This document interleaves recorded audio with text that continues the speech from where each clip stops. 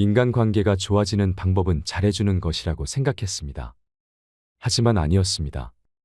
아무에게나 잘해주지 않겠다는 생각도 위험합니다. 그냥 아무에게도 잘해줄 생각을 하지 않는 것이 좋습니다. 여기에 오히려 인간관계 잘하고 인간관계가 편해지는 해법이 담겨 있었습니다. 내가 잘해주면 상대도 잘해줄 거라고 생각하시나요? 처음에는 그렇게 생각했습니다. 하지만 그렇지 않은 사람들을 여러 차례 경험하고 깨닫게 됩니다. 인간관계 문제, 인간관계 스트레스를 일으키는 원인은 오히려 잘해주려고 한 것이 문제로 드러나는 경우가 적지 않다는 것을요. 인간의 본성을 보고 싶으면 그 방법은 아주 간단합니다. 좋은 사람과 쓰레기를 구분하려면 그 사람에게 그냥 한없이 잘해주고 호구마냥 다 퍼주라고 합니다. 그렇게 했을 때 분명 나를 아래로 깔보거나 무시하는 사람이 있을 것입니다. 혹은 자기가 받은 건 하나도 생각 안 하고 오로지 자기의 힘으로 잘했다고 착각하는 사람이 있습니다. 반면에 좋은 사람은 후에 한 번쯤 당신에 대한 보답에 대해 고민해 볼 것이고 나쁜 사람은 슬슬 가면을 벗을 준비를 할 것입니다. 여기서 사람의 그릇 차이가 나뉩니다. 외모, 키, 학벌 이런 것은 중요하지 않습니다. 인간은 이기적인 동물입니다. 또 적응의 동물이기도 하지요. 상대방은 잘해주는 것에 대해 적응이 돼서 그렇게 잘해주는지도 잘 모르게 됩니다. 다른 사람에게 지나치게 관대하거나 친절해서는 큰 코 다칩니다. 오늘은 쇼펜하우어의 타인에게 너무 잘해주거나 친절하게 대해서는 안 되는 이유와 인간관계의 처세 두 가지를 법륜스님의 지혜를 통해 알아보겠습니다. 영상을 끝까지 시청하셔서 인간관계에 있어 상처받지 않으시길 바랍니다. 그럼 바로 시작합니다. 타인에게 너무 잘해주거나 친절하게 대하지 마라. 나의 호의가 바른 사람에게 전해진다면 기쁨으로 돌아올 수도 있지만 대부분의 사람들은 나를 이용해 먹기 좋고 무시해도 되는 사람으로 볼 수 있다. 개인적인 비밀을 사람들 앞에 드러내지 마라. 개인적인 비밀을 남들에게 얘기할 필요가 없다. 좋은 비밀은 질투를 불러일으키고 나쁜 비밀은 상황이 나빠지면 결국 나에게 약점으로 돌아오는 법이다. 따라서 개인적인 비밀은 마음속 깊이 숨겨 두어야만 한다. 아무리 친한 친구에게도 객관적인 자기 모습만 보여주는 것이 좋다. 주관적으로 바라보면 친구도 결국 남이기 때문이다. 적에게 알려서 안 될 일은 친구에게도 알리지 말라는 아라비아 격언이 있다. 비밀을 지키면 비밀의 주인이 되지만 비밀을 고백하면 비밀의 노예가 된다. 그리고 평화의 열매는 결국 침묵의 나무에서 열리는 법이다. 말이 많으면 말 실수가 느는 법이다. 과묵함은 처세의 근본이란 사실을 우리는 결코 잊지 말아야 한다. 나의 걱정을 남에게 말하지 말라. 당신이 직면한 문제를 절대로 남에게 말하지 마라. 일할은 신경조차 쓰지 않을 것이고 구할의 사람들은 당신이 문제에 처했다는 사실에 몹시 기뻐할 것이다. 언제 닥칠지 모르는 사건 때문에 마음의 평화를 잃는 일은 없어야 한다. 이를테면 우리는 불행한 일이 절대로 일어나지 않을 것이라거나 적어도 지금 당장은 일어나지 않을 것이라고 생각할 필요가 있다. 걱정에 대한 상상력을 자제하라. 걱정은 한번 시작하면 좀처럼 걷잡을 수 없게 된다. 거센 폭풍의 기운에 휩쓸린 것처럼 제멋대로 자라는 것이 걱정의 특징이다. 걱정에 대한 상상력은 모래성과도 같다. 우리는 걱정으로 모래성을 쌓지 않도록 반드시 경계해야 한다. 걱정의 모래성은 많은 열정만을 낭비할 뿐이다. 걱정으로 세운 건물은 단 한 번의 한숨으로 무너져 내릴 만큼 허망하다. 그러나 무엇보다도 주의해야 하는 것은 불행을 상상하면서 걱정하는 일이다. 바로 눈앞에 불행이 닥치기 전에는 미리 걱정하지 않는 것. 그것이 지혜로운 자의 행동이다. 인간은 누구나 홀로 있지 않을 수 없다. 결국 인간의 행복은 얼마나 홀로 잘 견딜 수 있는가에 달려있다. 남들이 뭐라고 생각할까 늘 이런 생각에 사로잡혀 사는 사람은 노예일 뿐이다. 노예는 늘 주인의 눈치를 살피고 주인의 명령을 받아야만 한다. 하기 싫은 일이 있을지라도 그것을 따라야 한다. 정신적으로 풍요로운 사람은 완전한 고독 속에서도 자기 자신의 상상과 사유를 통해 탁월한 즐거움을 누린다. 행복과 세상의 본질은 무엇일까? 인간 세상 어디를 살펴보더라도 그렇게 대단한 것을 얻기는 어려운 일이다. 세상에는 고통과 고난이 넘쳐 흐르고 있고 인생은 고통 그 자체인 것이다. 이러한 상황에서 우리를 직간접적으로 행복하게 해주는 것은 다름 아닌 내 자신의 마음이다. 마음의 쾌활함이 무엇보다 중요하다. 행복이란 외부 어디에도 없고 자기 자신이 그렇게 느끼기에 행복한 것이다. 행복하게 살아간다는 것은 불행하지 않게 인생을 견디며 살아가는 것이다. 행복은 쾌활함의 정도에 비례해서 커지고 쾌활함은 육체와 정신적인 건강에 좌우된다. 건강한 거지가 병든 왕자보다 더 행복하다. 나무가 튼튼해지기 위해서는 바람이 필요하듯 인간이 건강해지기 위해서는 운동이 필요하다. 최상의 보물은 명랑한 표정과 쾌활한 마음이다. 행복의 90%는 건강에 달려 있다. 사람들이 시기와 질투의 감정에 사로잡히는 이유는 자신보다 나은 처지의 사람을 바라보기 때문이다. 그 사람이 자신보다 많은 재물을 가지고 있거나 다른 사람으로부터 더 많은 사랑을 받고 있다고 느낄 때 사람들은 대부분 자신의 비참함을 돌아보게 된다. 모든 불행의 시작은 남들과 비교하는 것으로부터 시작된다. 그러나 생각해보라. 이 지구상에 나보다 불행한 사람이 얼마나 많은지를 말이다. 태어날 때부터 눈이 멀었거나 듣지 못하는 사람들, 한 끼 식사도 제대로 못하는 사람들, 그들도 역시 그대의 주변에서 그대와 함께 살아가고 있는 사람들이다. 미워하지도 말고 사랑하지도 말아라. 타인에게 비밀을 말하지도, 타인을 무시하지도, 타인의 의견에 반박하지도 말며 걱정을 말하지 않는다면 더 나은 인생이 될 것이니 분명하다고 생각한다. 그렇지만 이런 명언을 지키며 살아야 하는 세상에서 산다는 것은 어처구니가 없을 정도로 슬픈 일이다. 하루는 아주 작은 일생의 축소판이다. 아침에 잠이 깨어 일어나는 것이 탄생이요. 상쾌한 아침은 짧은 청년기를 맞는 것과 같다. 그러다가 저녁 잠자리에 누울 때는 인생의 황혼기를 맞는 것이라는 것을 알아야 한다. 인생의 첫 40년은 자신이 직접 쓴 소설이며 나머지 30년은 그 소설을 해설해준다. 우리는 우리가 살고자 하는 삶이 아니라 살 수 있는 삶을 살아야 한다. 인간이 살고 있는 이 세상은 내가 바라보는 각도에 따라 그 모양이 달라진다. 새에게는 공중이, 물고기에게는 물속이, 두더지에게는 땅속이 행복한 것처럼 자기에게 적합한 분위기만이 행복을 주는 것이다. 인간의 사교는 사교가 좋아서가 아니라 고독이 두려워서이다.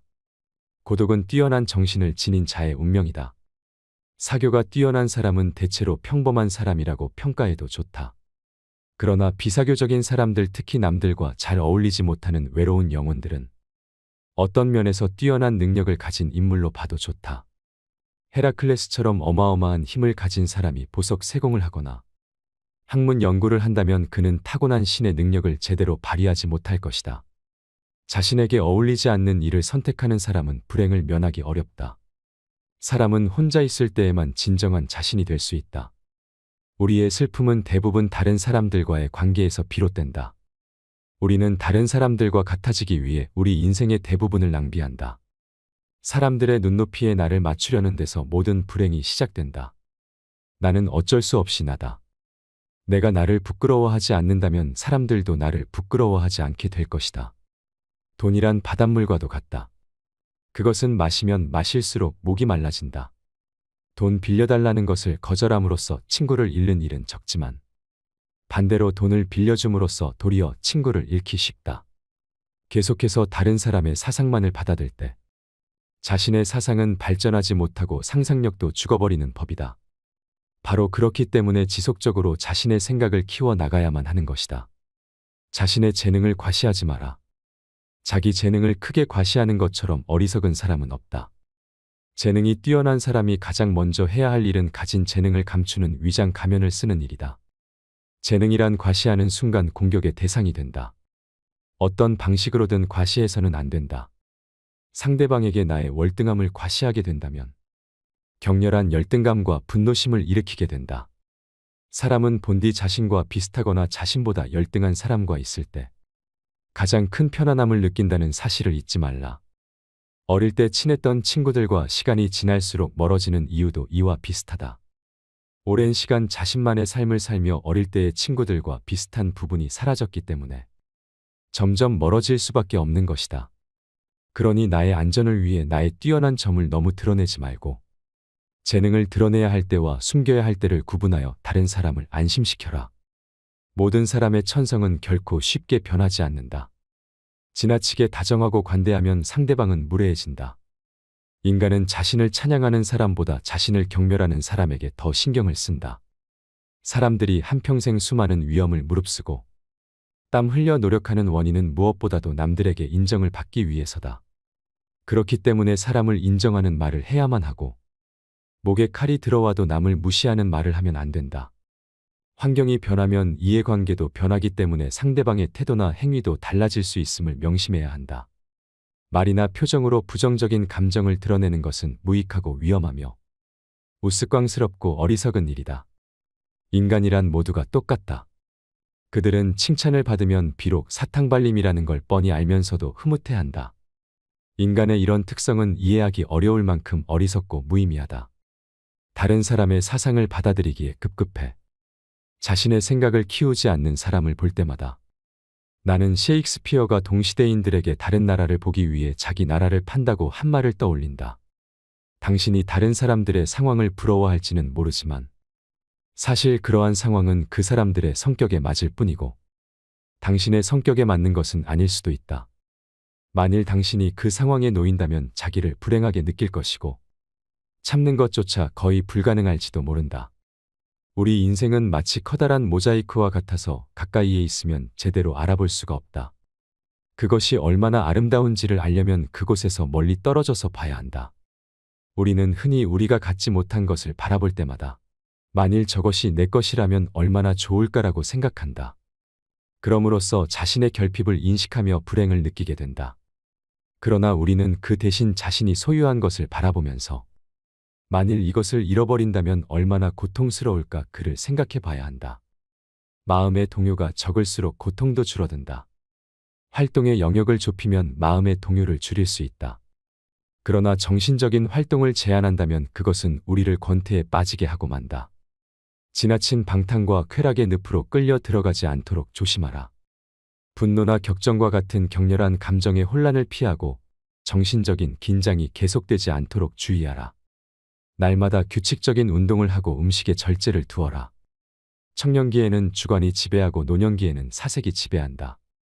다시 말하면 청년기는 작가로서 알맞은 시기요. 노년기는 철학에 적합한 시기다.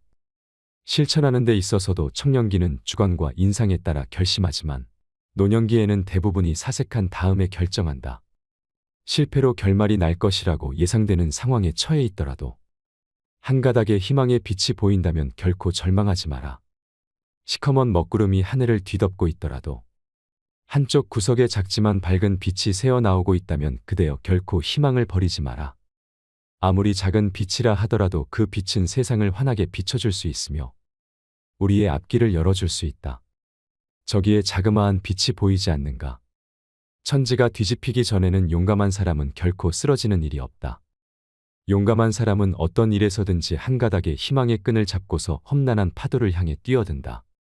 하지만 대부분의 사람들은 작은 빛보다는 무거운 먹구름만을 의식하며 두려움에 떤다. 그러나 먹구름은 반드시 거치기 마련이다. 진정한 용기를 가진 자라면 그대여 그 작은 빛을 향해 자신의 모든 것을 던져 최선을 다할지어다. 차원 높은 숭고함은 시련 속에서만 얻을 수 있다. 자연은 때때로 사나운 회오리바람을 내보낸다. 주위는 짙은 어둠에 뒤덮이고 하늘에는 거친 비바람이 휘몰아치고 있다. 우리의 시야를 방해하고 있는 바위는 거대하며 대지에는 나무 한 그루 풀 한 포기도 보이지 않는다. 강은 요란스러운 소리를 내면서 거품을 일으키며 흐른다. 골짜기를 스며드는 바람은 귀신의 비명소리를 방불케 한다. 그렇게 우리는 손과 발이 묶인 채 자연과 싸워야만 한다. 이러한 조건 속에서도 고통이나 고뇌의 마음을 빼앗기지 않고 사물을 객관적으로 바라볼 수 있다면 인식의 순수한 주체인 나는 모든 것을 분명하게 통찰할 수 있다. 객관적인 인식과 냉정한 통찰은 우리에게 있어서 반드시 필요한 능력이다. 이러한 인식과 냉철한 사고가 없다면 우리는 수많은 세파에서 살아남을 수가 없다. 무모함과 거침에서 벗어날 수 있는 길은 논리적이며 이성적인 사고뿐이다. 자신이 어떤 슬픔을 겪고 있는지에 대해 말하지 마라. 슬픔은 공유해서 좋을 것이 없다. 기쁨은 좋은 사람들과 나눌 수가 있지만 슬픔은 아무리 좋은 사람이더라도 부정적인 감정으로 물들게 한다. 나의 슬픔을 위로해 주지 않는다고 그 사람을 비난하지 마라. 타인 혹은 세상에 절대로 많은 것을 기대해서는 안 된다. 아무리 친해도 결국 타인인 다른 사람에게서 무엇을 더 얻으려 하는가? 결국 인간은 누구나 혼자다. 중요한 것은 혼자 있을 때 그가 어떤 사람인가 하는 것이다. 모든 것에 있어서 결국 인간은 자기 자신에게서 구해야 한다. 약간의 근심, 고통, 고난은 항시 누구에게나 필요한 것이다. 결국 인간의 행복과 불행은 무엇으로 자신의 마음을 가득 채우느냐에 달려 있다. 슬퍼하고 좌절하며 인생을 낭비하지 마라. 우리의 슬픔은 대부분 다른 사람들과의 관계에서 비롯되므로 혼자가 되는 것에 익숙해져야 한다. 상대의 생각이나 의견에 반박하지 마라. 다른 사람이 나를 바라보는 시선과 내가 스스로를 바라보는 시각은 틀릴 수 있다. 이러한 불균형 때문에 우리는 자주 고통에 직면하게 된다. 다른 사람과의 관계 속에서 서로를 이해하지 못하거나 오해가 생길 때 우리는 서로를 미워하거나 증오하면서 정신적인 상처를 주고받게 된다. 정반박을 해야 할 때는 반박을 하기에 앞서 그가 그렇게 생각하는 이유가 자신의 이익 때문인지 혹은 어리석음 때문인지를 먼저 간파해야 한다. 우리가 대화를 나누다 보면 나와 반대되는 얘기를 듣거나 가치관이 다른 얘기를 들을 수밖에 없다. 이럴 때 즉시 반박하는 것은 좋지 않다. 왜냐하면 상대가 다른 사람의 말을 듣지 않는 고집불통인 성격일 수도 있지만 그가 당신의 의중을 떠보기 위해서 일부러 반대되는 의견을 내놓는 것일 수 있다. 전자의 경우에는 웃고 넘겨버리면 그만이지만 후자의 경우에는 그 속에 감추고 있는 위험에 대비해야 한다. 건전한 논쟁은 좋은 일이다.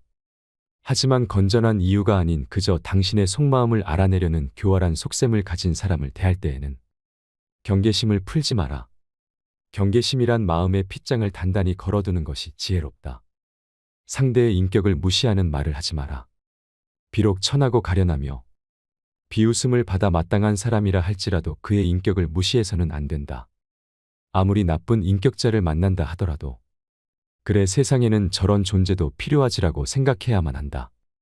오히려 모든 사람들의 인격 속에 존재하는 영원성이나 불멸성을 찾는 것이 필요하다. 쇼펜하우어는 나 자신을 위해서 타인에게 친절하거나 관대하게 대하지 말라고 합니다. 그런데 문제는 상대가 이중적인 사람인지 아닌지 알기 어렵다는 것입니다. 법륜 스님의 지혜로 어떤 상황에서도 적용할 수 있는 방법 2가지에 대해 덧붙여 말씀드릴까 합니다. 첫 번째는 사람에게 처음부터 기대하지 마세요. 세상에 좋은 사람만 있는 건 아닙니다. 비뚤어지게 생각해야 인간관계에서 고통을 느끼지 않습니다. 기대를 배신할 일이 없기 때문입니다. 이렇게 생각하며 살다 보면 성격이 몹시 나쁜 사람을 만나더라도 가볍게 받아들일 수 있게 됩니다. 기분 나쁜 사람을 만나면 어떻게 하지? 오늘 부장님이 신경질 내지 않을까? 기분 나쁜 사람을 만나고 싶지 않은 기대. 부장님이 신경질 부리지 않았으면 하는 기대가 불안을 부르고 있습니다. 이 불안이 사람을 위축시킵니다. 기분 나쁜 사람을 만나지 않으면, 부장님이 신경질 내지 않으면 그날 하루는 다행히 넘어갔다고 생각합니다. 하루가 끝날 때쯤에야 안도의 한숨을 쉬지만 내일이 두렵습니다. 이러면 점점 사람 만나는 것이 두렵게 되고 사회생활이 고통스럽게 됩니다. 차라리 아침에 집을 나서기 전에 아마 오늘도 기분 나쁜 사람을 만나겠지라고 생각하면 실제로 기분 나쁜 사람을 만나더라도 그리 놀라지 않고 스트레스도 느끼지 않게 된다고 전합니다. 만남 자체에 대한 기대를 하지 않기 때문에 만남에 대한 두려움이 줄고 어떻게 대처해야 할지에 대한 길을 찾게 됩니다. 기분 나쁜 일이라도 미리 예상한다면 어떻게든 참을 수 있다고 말합니다. 마음의 준비를 해놓으면 그렇게까지 스트레스도 느끼지 않아 기대했던 상황이 그대로 일어났을 뿐이라며 비교적 가볍게 받아들일 수 있게 됩니다. 처음부터 기대하지 말라는 것은 사람을 믿지 말라거나 부정적으로 보라는 것이 아닙니다. 동전의 앞면과 뒷면이 같이 있듯이 이 사람이 나를 실망시킬 수도 있다. 상황이 달라지면 태도가 달라질 수 있는 법이다. 라는 반대 상황에 대한 예상도 해놓는 것이 인간관계나 인생에 잘 대처하면서 편하게 사는 지혜라고 많은 고전이나 연구자들이 입을 모읍니다. 실제로 이런 생각으로 사는 사람들은 기대했던 사람이나 일이 틀어졌어도 평상시처럼 행동합니다. 마치 아무 일 없었던 것처럼, 충격도 느끼지 않는 사람처럼 바로 대처하고 덤덤히 살아가는 이유가 여기에 있습니다. 두 번째는 관계의 냉정함이 필요합니다. 사람은 누군가와 일단 관계가 형성되면 좀처럼 끊기 어렵습니다. 학자들은 그 이유 중 하나로 매몰 비용 때문이라고 설명합니다. 금전이나 노력을 들여 손에 넣은 것을 아까워하는 심리인데, 이런 심리가 인간관계에도 적용되어 자신에게 해가 되기만 하는 관계지만 일단 맺었으니 자르기는 아깝다고 느낀다는 것입니다. 매몰 비용 효과 때문에 냉정하게 판단하지 못하게 된다고 지적합니다. 그러나 어떤 사람과의 관계가 지금까지도 그랬고 앞으로도 쭉 고통스러울 것 같다면 그 관계는 영원히 지속할 수 없습니다.